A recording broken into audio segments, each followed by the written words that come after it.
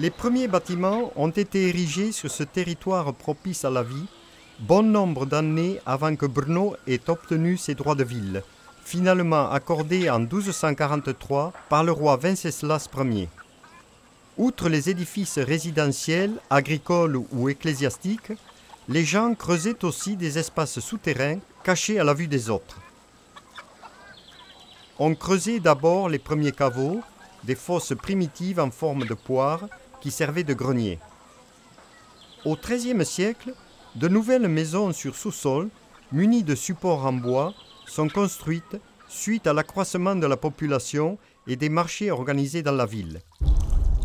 À partir du XIVe siècle, à cause d'une série d'incendies, les maisons sont bâties de plus en plus en pierre et en briques.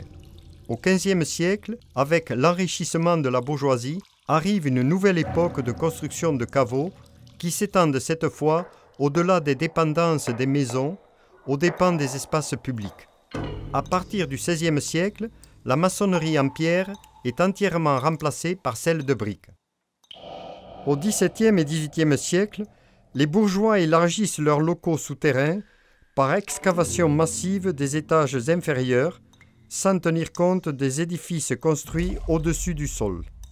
Toutes sortes de corridors et de labyrinthes sont ainsi excavés et on raconte qu'il existe des souterrains secrets conduisant au-delà des remparts de la ville. Excepté les caveaux qui servent à conserver les aliments, la bière et le vin, on construit également des bâtiments souterrains à caractère militaire, surtout à proximité des fortifications.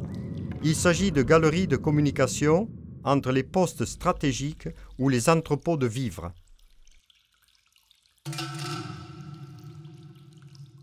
Les casemates baroques de la citadelle de Spielberg sont représentatives d'un moment particulier de l'histoire de la ville. Au XXe siècle, des abris militaires sont creusés dans la pente au-dessous de Petrov et de Spielberg.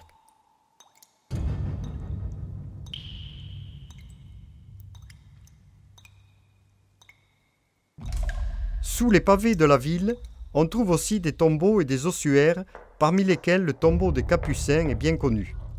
L'église Saint-Jacques abrite le plus grand ossuaire de la ville.